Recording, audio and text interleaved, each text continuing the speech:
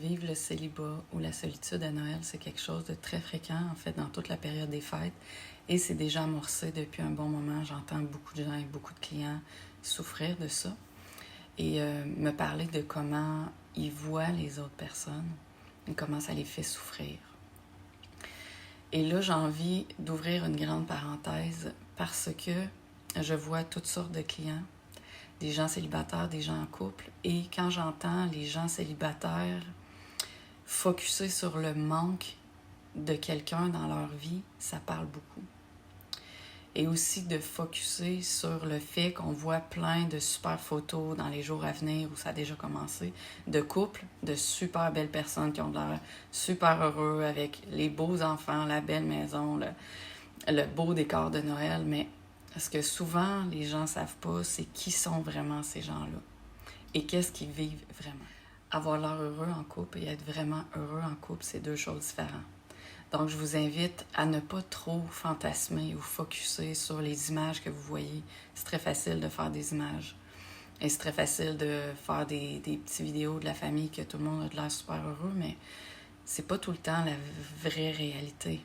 Je vois très bien des gens qui, en apparence, tout le monde pense que c'est les gens les plus heureux, mais des fois sont vraiment sur le bord d'une rupture et ça va pas bien dans leur vie de couple et des fois dans d'autres aspects de leur vie. Fait qu'avant de s'imaginer que tout le monde va bien, pensez à une chose, tout le monde a ses problèmes, bien des fois bien plus grands qu'on peut même pas s'imaginer quand on les regarde. Donc ça nous porte à focusser sur nous, sur notre vie et sur les belles choses qu'il y a dans notre vie. Parce que ce qui arrive dans la période de Noël, et c'est vraiment amplifié, c'est qu'on va se mettre à focusser encore plus sur nos manques, sur tout ce qu'on n'a pas, tout ce qu'on voudrait, tout ce qu'on fantasme, toutes nos envies, nos désirs. Là, on approche la fin de l'année, les gens font comme un bilan. Et on est avec la famille, on entend les mêmes phrases. Puis, t'as-tu un chum, t'as-tu une blonde? Comment ça va? Et puis là, les gens sont confrontés encore plus à plein de choses qui les font souffrir. Et ça va souvent être une période où les gens vont avoir tendance à se refermer, à se juger sévèrement, à se rabaisser sans le dire aux autres et à faire comme un bilan négatif de leur vie, tu sais. J'ai pas de chum, j'ai pas de blonde, puis ils vont se rabaisser au niveau du travail, puis au niveau de ci, puis au niveau de ça, puis s'ils n'ont pas d'enfants, s'ils en veulent, qu'est-ce qui s'est passé, etc. Puis là, ça va comme tourner en rond dans le négatif. On oublie de voir les belles choses qu'on a dans notre vie. Ça a peut-être l'air cliché ce que je dis, mais c'est vrai, on oublie. On a tellement de belles choses qui sont dans nos vies que c'est devenu acquis, on y pense même plus. Donc, rappelez-vous des belles choses. Faites-en une liste si vous voulez, focuser là-dessus. Parce que la période des fêtes, là, ça dure une semaine, 2 semaines. Après, c'est fini. Après, le reste de l'année est amorcé. C'est autre chose, c'est une autre énergie. Si on veut amorcer une nouvelle année avec une autre énergie, c'est bien de focuser sur les belles choses qu'on a déjà. Qu'on soit dans la gratitude et qu'on ait envie de travailler justement sur les manques, sur les choses qu'on est convaincu qu'on a besoin dans notre vie pour être bien. Peut-être que ces choses-là vont apporter un plus, mais je peux vous dire une autre chose que je vois à toutes les semaines. Les gens veulent être en couple tellement. Puis une fois qu'ils sont en couple, après peu de temps, ils sont plus sûrs des fois qu'ils veulent être en couple. Ils sont plus sûrs que c'est si le fun que ça. Et ils sont plus sûrs que c'est si merveilleux que ça. Et là, ils passent 1 an, 2 ans, puis là, finalement, la routine embarque, puis les gens commencent des fois à trouver ça plate, à se poser des questions. Fait que d'un côté ou de l'autre, il y a tout le temps du négatif, finalement. Et je ne veux pas dire que c'est pas agréable d'être en couple. Ce que je veux dire, c'est que d'un côté ou de l'autre, ce que je vois constamment, c'est que les gens sont dans une insatisfaction chronique. Sont soit dans l'attente de quelque chose, une fois qu'ils l'ont, sont dans l'insatisfaction, la critique. Donc, peu importe dans la sphère qu'on est dans notre vie, qu'on soit en célibataire ou qu'on soit en couple, apprécions ce qu'on a et essayons de découvrir chaque petite parcelle de beauté, de bon, de vrai, de beau qu'on a dans notre vie, parce que c'est ça qui compte. Le reste, ça vient quand on commence à être de mieux en mieux. On commence à attirer de plus en plus de belles choses, finalement. Parce que sinon, ça tourne en rond constamment, puis on se dénigre, puis on n'est pas bien, puis on n'est jamais satisfait de quoi que ce soit. Donc, on est soit dans l'attente, soit dans l'insatisfaction. Et ça, c'est une vie qui n'est pas la plus agréable à vivre. À un moment donné, c'est bien de se rappeler de ça. Et devant l'insatisfaction et la souffrance et la solitude, souvent, on peut être porté à s'en aller vers l'alcool, la drogue, le sexe, peu importe ce que les gens ont besoin pour essayer de combler ces vides-là, combler ces manques-là.